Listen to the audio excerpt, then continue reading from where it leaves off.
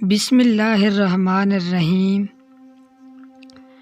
ایک روز حضرت موسیٰ علیہ السلام بنی اسرائیل کو خطاب فرما رہے تھے کہ کسی شخص نے دریافت کیا کہ اس زمانے میں سب سے بڑا عالم کون ہے۔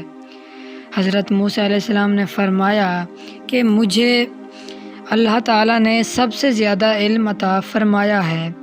اللہ تعالیٰ کو ان کی یہ بات پسند نہ آئی اور ان پر عتاب ہوا کہ تمہارا منصب تو یہ تھا کہ اس کو علم الہی کے سپرد کرتے اور کہتے واللہ علم، اور پھر وحی نازل فرمائی کہ جہاں دو سمندر ملتے ہیں مجمع البحرین، وہاں ہمارا ایک بندہ ہے جو بعض امور میں تجھ سے زیادہ عالم و دانا ہے۔ حضرت موسیٰ علیہ السلام نے عرض کیا کہ ہے پروردگار، تیرے اس بندے تک رسائی کا کیا طریقہ ہے؟ اللہ تعالیٰ نے فرمایا کہ مچھلی کو اپنے توشہ دان میں رکھ لو، پس جس مقام پر مچھلی گم ہو جائے اسی جگہ وہ شخص ملے گا۔ حضرت موسیٰ علیہ السلام نے مچھلی کو توشہ دان میں رکھا اور اپنے خلیفہ یوشع علیہ السلام کو ساتھ لے کر اس بندے کی تلاش میں نکل پڑے۔ جب چلتے چلتے ایک مقام پر پہنچے تو دونوں ایک پتھر پر سر رکھ کر سو گئے۔ مچھلی میں زندگی پیدا ہو گئی اور وہ زنبیل سے نکل کر سمندر میں چلی گئی۔ مچھلی پانی کے جس حصہ پر بہتی ہوئی گئی اور جہاں تک گئی وہاں پانی برف کی طرح جم کر ایک چھوٹی سی پگڈنڈی کی طرح ہو گیا۔ ایسا معلوم ہوتا تھا کہ سمندر میں ایک لکیر یا خط کھینچا ہوا ہے۔ یہ واقعہ یوشع علیہ السلام نے دیکھ لیا تھا کیونکہ وہ حضرت موسیٰ علیہ السلام سے پہلے بیدار ہو گئے تھے، مگر جب موسیٰ علیہ السلام بیدار ہوئے تو ان سے ذکر کرنا بھول گئے، اور پھر دونوں نے اپنا سفر کرنا شروع کر دیا اور اس دن اور رات میں آگے ہی بڑھتے گئے۔ جب دوسرا دن ہوا تو حضرت موسیٰ علیہ السلام نے فرمایا کہ اب تھکان زیادہ محسوس ہونے لگی ہے، وہ مچھلی لاؤ تاکہ بھوک رفع کریں۔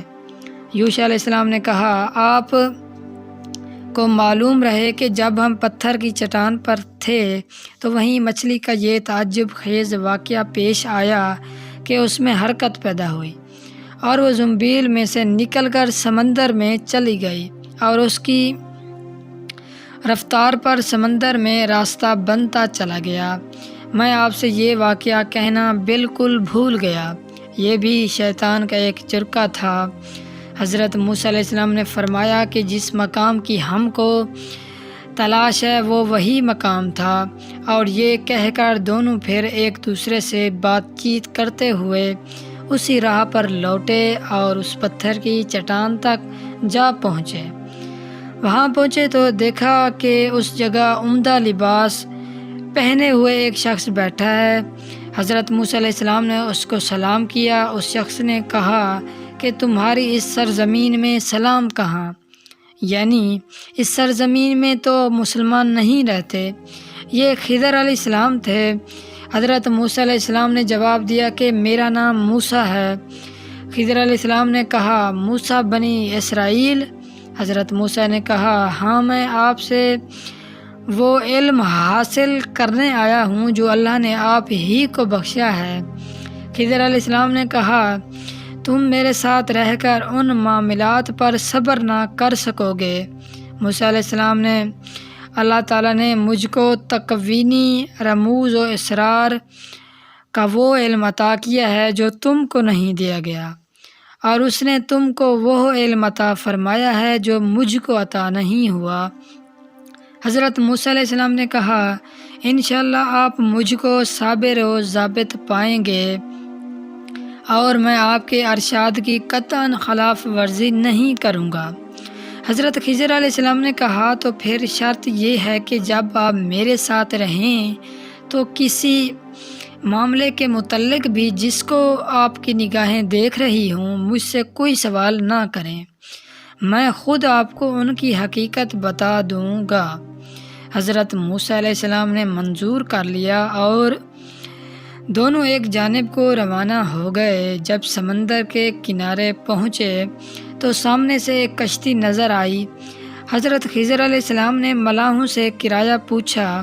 وہ خضر علیہ السلام کو پہچانتے تھے، لہٰذا انہوں نے کرایہ لینے سے انکار کر دیا اور اصرار کر کے دونوں کو کشتی میں سوار کر لیا اور کشتی روانہ ہو گئی۔ ابھی چلے ہوئے زیادہ عرصہ نہیں ہوا تھا کہ حضرت خضر علیہ السلام نے کشتی کے سامنے والے حصے کا ایک تختہ اکھوڑ کر کشتی میں سوراخ کر دیا تو حضرت موسیٰ علیہ السلام سے ضبط نہ ہو سکا۔ خضر علیہ السلام سے کہنے لگے، کشتی والوں نے تو یہ احسان کیا ہے کہ آپ کو اور مجھ کو مفت سوار کر لیا، اور آپ نے اس کا یہ بدلہ دیا کہ کشتی میں سوراخ کر دیا کہ سب کشتی والے کشتی سمیت ڈوب جائیں۔ یہ تو بہت نازیب بات ہوئی۔ حضرت خضر علیہ السلام نے کہا، میں نے تو پہلے ہی کہا تھا کہ آپ میری باتوں پر صبر نہ کر سکیں گے، آخر وہی ہوا۔ حضرت موسیٰ علیہ السلام نے فرمایا کہ مجھے وہ بات بالکل بھول گئی تھی، اور اس لیے میں آپ بھول چوک پر مواخذہ نہ کریں اور میرے معاملے میں سخت گیری سے کام نہ لیں۔ کشتی کنارے لگی اور دونوں اتر کر ایک جانب روانہ ہو گئے۔ سمندر کے کنارے جا رہے تھے کہ ایک میدان میں کچھ بچے کھیل رہے تھے۔ حضرت خضر علیہ السلام آگے بڑھے اور ان میں سے ایک بچے کو قتل کر دیا۔ حضرت موسیٰ علیہ السلام کو پھر صبر نہ رہا اور فرمانے لگے کہ ناحق ایک معصوم جان کو آپ نے مار ڈالا، یہ تو بہت ہی برا کیا۔ حضرت خضر علیہ السلام نے کہا، میں تو شروع ہی میں کہہ چکا تھا کہ آپ میرے ساتھ رہ کر صبر و ضبط سے کام نہیں لے سکیں گے۔ حضرت موسیٰ علیہ السلام نے فرمایا، خیر اس مرتبہ اور نظر انداز کر دیجئے، اس کے بعد اگر مجھ سے صبر نہ ہو سکا تو پھر عذر کا کوئی موقع نہیں رہے گا، اور اس کے بعد آپ مجھ سے علیحدہ ہو جائیے گا۔ غرض پھر دونوں روانہ ہو گئے اور چلتے چلتے ایک ایسی بستی میں پہنچے جہاں کے باشندے خوش عیش اور مہمانداری کے ہر طرح قابل تھے، مگر دونوں کی مسافرانہ درخواست پر بھی ان کو مہمان بنانے سے انکار کر دیا تھا۔